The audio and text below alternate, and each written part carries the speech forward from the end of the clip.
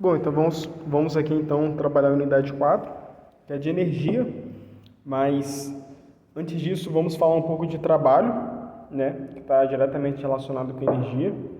Depois veremos potência, que é um tópico que não chega a ser abordado dentro da unidade que a gente vai trabalhar, mas só para a gente também ter uma noção, que vai ser útil lá na frente, que pode ser útil lá na frente, beleza? Bom, então depois de uma breve introdução, o que é trabalho? Trabalho, David, trabalho é o que eu faço, né? Tem que acordar cedo e tal. Esse é um trabalho, né? Só que, beleza, é um trabalho. Mas, fisicamente falando, o que seria trabalho? Realizar trabalho em física implica a transferência de energia de um sistema para outro. E para que isso ocorra, são necessários uma força e um deslocamento adequado. Então, aqui o nosso exemplo clássico do corretivo. Bom, o corretivo ele está aqui. David, você, a minha mão, está exercendo algum trabalho sobre esse objeto? Não, porque como vimos, trabalho é a transferência de energia de um sistema para o outro. E para que isso ocorra, é necessário uma força e um deslocamento. Então, ó, uma força e um deslocamento, que foi o tanto que ele andou daqui para cá. Aqui, a minha mão, né, eu estou aplicando uma força aqui sobre esse corretivo, e essa força que eu estou aplicando, ela está realizando um trabalho. Ou seja, a transferência de energia de um sistema para o outro, da minha mão para o corretivo. Tudo bem? O exemplo até traz aqui uma pessoa levantando um halter. Ok? Esse aqui é o sistema inicial. E aqui em cima, ele para. Tudo bem? É que ele fala que nesse momento, assim, quando ele levanta, o ato dele levantar, a realização de trabalho, tudo bem? Aí é que ele fala que quando ele para aqui em cima, ou seja, estagnou, tem trabalho nesse momento? Vamos ver aqui o que ele fala. O fato de não haver deslocamento determina a não transferência de energia mecânica e, consequentemente, a não realização de trabalho. Ou seja, apesar de aqui em cima ter o peso atuando para baixo, o movimento está parado. Se ele está parado, não há deslocamento, logo não há trabalho. Então, grave muito bem isso. É a transferência de energia de um sistema para o outro, só que para isso ocorrer, tem que ter necessariamente a força e um deslocamento adequado. Tá, David, como calcula a formulazinha de trabalho? Olha, se o trabalho ele for constante, o que é isso, David? É eu aplicar sempre uma mesma força. O módulo aqui não está variando, então se eu estiver aqui aplicando uma força de 5 newtons, ela vai ser aplicada durante todo o trajeto, 5 newtons. Isso que significa ser força constante, ou seja, ela não varia. A formulazinha vai ser trabalho, que é representado por essa letra, é igual a força vezes o deslocamento, vezes o cosseno de θ. Vamos por partes. A força do deslocamento, a gente viu que para ter trabalho é necessário força de deslocamento. E esse cosseno? E esse cosseno aqui, David? E esse θ aqui que está aparecendo? Bom, note que... tem um exemplo aqui, eu ia fazer na prática. Nem sempre a força ela vai estar paralela aqui ao eixo X. Ela pode estar inclinada. Tudo bem? Se ela estiver inclinada, ou seja, vai ter um ângulo aqui em relação à horizontal, tudo bem? Aí você aplica o cosseno. David, ainda não entendi. Aqui nós temos o corretivo. Olha, eu estou aplicando a força assim. A força, ela está paralela à mesa, ao eixo X.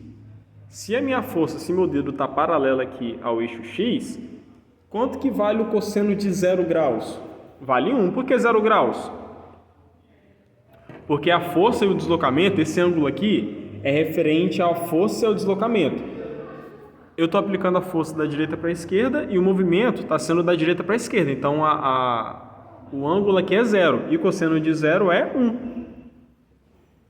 E agora, se eu fizer isso aqui, se ao invés de estar paralelo, ela estiver um pouquinho inclinada para cima. Opa, não vai ser mais ângulo de 0 graus, porque o movimento ele vai estar para cá e a minha força ela vai estar para cima. Então, você tem um certo ângulo em relação à força que eu estou aplicando, a direção dela, com o deslocamento do objeto. Então, tem diferença eu aplicar uma força assim para cá e eu aplicar uma força assim para cá. Ó. E note que quanto maior for a angulação, vai chegar um ponto que, eu vou estar aplicando uma força aqui na vertical e o objeto não vai estar sendo deslocado. Então, não vai ter trabalho aqui. Tudo bem? Isso aqui a gente vai ver com mais calma, com mais detalhes. Mas a ideia é essa. Bom, sinais do trabalho. Trabalho motor. O que é isso? O trabalho de uma força motor quando esta é favorável ao deslocamento. Ou seja, quando a força é favorável ao deslocamento. Então aqui a gente tem um exemplo onde o homem está carregando aqui um bloco, tudo bem? Então ele está realizando o trabalho. Note que a força está inclinada, né? Ela não está 100% na horizontal, paralela ao chão. E ele fala que a força é favorável ao deslocamento. Essa ideia vai ficar um pouco mais clara na próxima definição, que é o trabalho resistente. Ou seja, note que antes de ler o enunciado, né, é desfavorável ao deslocamento, é o contrário do outro. Mas, note que você tem um movimento, uma pessoa empurrando o carro da direita para a esquerda, como está indicado aqui pela seta, só que eu estou aplicando uma força no sentido contrário do movimento. Então, é um trabalho resistente, ele está resistindo ao movimento. Então, a força está da esquerda para a direita, só que o deslocamento está da direita para a esquerda. Tudo bem? Então, ele está desfavorável ao deslocamento. Casos particulares importantes. Então, quando o FD tem o mesmo sentido, direção e sentido, o trabalho vai ser igual à força vezes deslocamento. David, por que não está aparecendo o cosseno θ, como vimos aqui atrás? Porque o ângulo da força com o deslocamento é 0 graus. O deslocamento está para cá e a força está para cá. Então, é 0 graus. E o cosseno de 0 é 1. Aqui, ele até traz uma ilustração, né? Cosseno de 0 é 1 graus. Neste caso, θ é igual a 0. Tá, e quando o FD tem a mesma direção, só que em sentidos opostos, que é o caso aqui de cima, né? O movimento está para a direita, só que a minha força aqui desse camarada está para... Quer dizer, a força está para a direita e o deslocamento está para a esquerda. Nesse caso, o trabalho ele vai ser negativo. Por que vai ser negativo? Ora, qual é o ângulo do movimento que está para a direita? Ou seja, eu tenho o deslocamento está para cá e a força está para cá. Essa abertura aqui é de 180 graus. E cosseno de 180 é menos 1. Então aqui, nesse caso, θ é igual a 180, cosseno de θ é menos 1, por isso que fica negativo. E quando F e D são perpendiculares entre si, nesse caso não há trabalho. Sempre que a força e o deslocamento forem perpendiculares entre si, a força não realiza trabalho. David, me dá um exemplo. Tudo bem, né? O deslocamento está vindo para cá, da direita para a esquerda. Vou aumentar aqui a angulação, vai chegar no ponto que, eu vou aplicar aqui a força para cá e não vai estar sendo realizado o trabalho. O bloco não está se movendo, eu posso aplicar a força que for, o bloco ele vai permanecer parado. Se ele vai permanecer parado, não há deslocamento, né? Logo, o trabalho é 0. Você também pode relacionar o ângulo, né? Porque nesse caso aqui, o bloco ele está indo da direita para a esquerda, ou seja, está indo para cá, e eu estou aplicando uma força perpendicular a ele. Perpendicular é 90 graus. E o cosseno de 90 é 0. Ou você pode fazer essa análise física, né? Só aplicar uma força aqui para cima, com deslocamento para cá. O bloco não vai se movimentar, logo não vai haver trabalho. Ou pelo cosseno, né? Da força com deslocamento. Bom, então vamos aqui agora para o cálculo gráfico do trabalho, o gráfico. Muitas vezes, eu até disse isso anteriormente, mas muitas questões... O gráfico ele vai trazer mais informações do que um enunciado qualquer, um enunciado cheio de texto. Então é muito importante a gente analisar o gráfico do trabalho. A gente viu anteriormente que no início que o trabalho ele depende da força e do deslocamento. Então aqui o gráfico no eixo Y é a força e o X está representando aqui o deslocamento. A área embaixo desse gráfico, quando a força é constante, note que a força é constante, ela não está variando assim, Não, ela é uma linha reta. É como se aqui fosse 10 newtons e fosse sempre 10 newtons.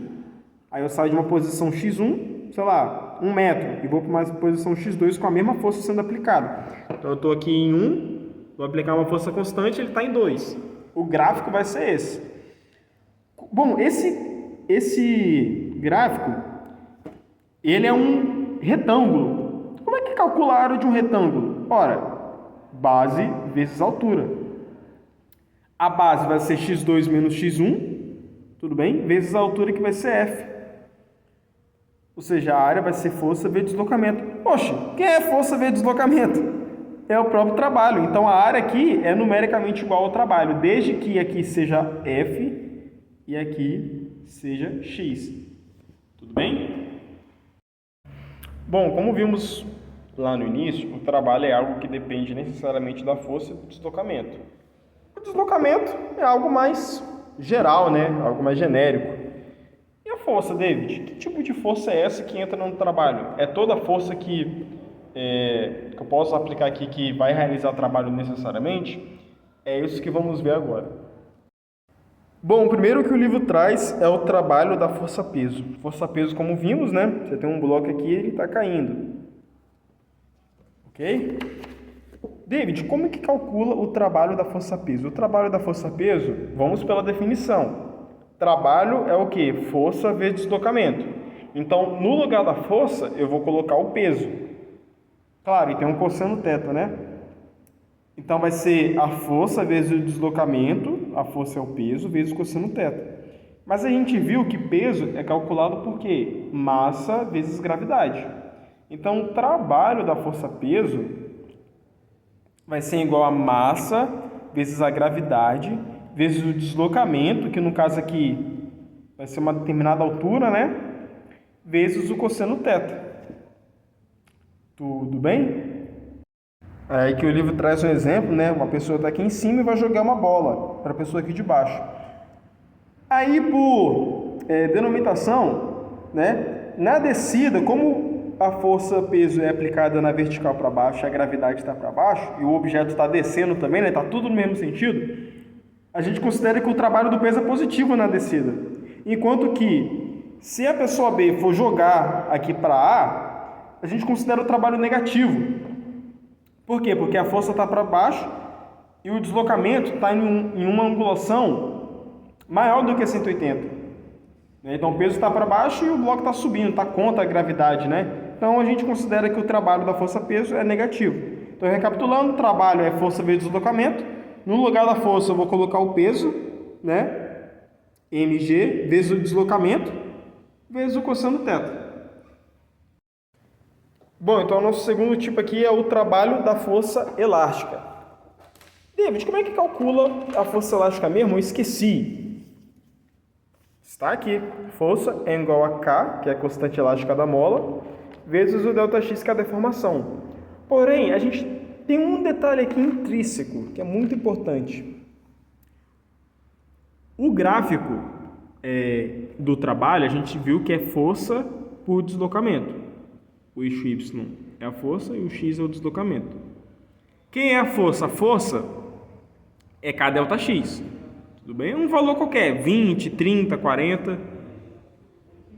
E o deslocamento é um ΔX. Nesse caso aqui está partindo do zero, vai até o ΔX. A gente viu que a área embaixo do gráfico é numericamente igual ao trabalho. Então vamos calcular a área desse gráfico aqui. Base é um triângulo, tudo bem? A área de um triângulo é base vezes a altura dividido por 2. A base é ΔX. A altura é K ΔX dividido por 2. Então aqui, ó, a área é K ΔX, a altura, vezes a base dividido por 2. ΔX vezes ΔX, ΔX ao quadrado. Como a área é numericamente igual ao trabalho, já que o Y é a força e o ΔX é o deslocamento, o trabalho vai ser K ΔX ao quadrado dividido por 2. Então, esse aqui é a formulazinha do trabalho realizado pela força elástica. E, bom, ele pode ser positivo ou negativo, tudo bem. O famoso motor resistente, como vimos anteriormente, é calculado por essa formulazinha aqui. Uma coisa que vale a pena ressaltar, que o livro até traz, é o seguinte: o trabalho da força elástica independe da trajetória do seu ponto de aplicação. O trabalho da força-peso é independente da trajetória descrita pela partícula. Ou seja, o que é isso, David? Não entendi nada. Vamos supor aqui, no caso do trabalho realizado pela força-peso, que ele vai lançar esse objeto aqui de uma altura h e vai chegar até aqui, na origem, vamos colocar assim. Esse texto está informando que, independente da trajetória, ou seja, não importa se esse bloco vai vir para cá, vai dar a volta aqui na página do livro e vai chegar aqui. O trabalho vai ser sempre mgh, que no caso aqui o deslocamento é a altura. Então, não importa, esse bloco aqui ele pode sair daqui do livro e na sua casa dar uma volta aqui 1000 vezes e chegar aqui. O que importa é o ponto de onde ele saiu e o ponto final. não importa essa trajetória aqui. Ele pode descrever essa trajetória aqui de cima, essa trajetória aqui de baixo, essa trajetória aqui 3, né? 1, 2 e 3, não importa. O que importa é o final e o inicial, ou seja, é essa altura aqui. Então, o trabalho nesses 3 casos e nas situações que eu falei, vai ser sempre MGH. Tudo bem? E aqui ele está falando exatamente isso também, né? Que independe da trajetória, do ponto de aplicação. Bom, vamos entrar aqui em uma parte, um teorema que é muito importante para essa unidade, que mata grande parte das questões, se não todas as questões. Mas antes de falar sobre esse teorema, que é o 9 aqui, que é o teorema do trabalho e energia cinética, vamos descobrir o que é uma força conservativa. A gente fala tanto de força, né? Vimos trabalho da força elástica, trabalho da força peso, né? O que é uma força conservativa? Uma força é denominada conservativa quando o seu trabalho entre duas posições independe da trajetória descrita pelo seu ponto de aplicação, é o que vimos anteriormente. Então, posso dizer que a força elástica, a força peso é uma força conservativa? Sim, porque independe da trajetória, só importa o ponto final e o ponto inicial. Tudo bem? David, e quando isso não acontecer? A força, nesse caso, quando assim, a posição final e inicial são dependentes da trajetória, nesse caso a gente fala que a força não é conservativa. Me dá exemplos. Tudo bem, a força de atrito, a força da resistência do ar, são exemplos, né? Tem trabalhos dependentes da trajetória. Então, esse texto aqui já não vale para a força de atrito, para a força de resistência do ar. Tudo bem? Tá, agora vamos para esse teorema aqui que vai nos ajudar muito. Bom, o teorema trabalho e energia cinética, né, diz o seguinte, que o trabalho total é igual à variação da energia cinética. E variação, como vimos, é sempre algo final menos algo inicial, como vimos em cinemática. Tá, David, mas conceitue isso. O teorema trabalho e energia cinética é o seguinte: o trabalho da resultante das forças que atuam sobre um corpo é igual à variação da energia cinética dele. O que é energia cinética, David? Energia cinética é um termo que é calculado por isso aqui, mv² sobre 2. Então, a gente tem aqui um objeto, nosso corretivo, ele tem uma certa velocidade, confere? Eu andando, uma pessoa andando, ela tem uma certa energia cinética associada a ela. David, e se o bloco aqui estiver parado, se esse corretivo estiver parado, qual é a energia cinética dela? É zero. Por quê? Porque a energia cinética, ela está diretamente relacionada com a velocidade do objeto. E muito mais, é a velocidade ao quadrado. Então, quanto mais rápido é o objeto, maior é a energia cinética que está associada a ele.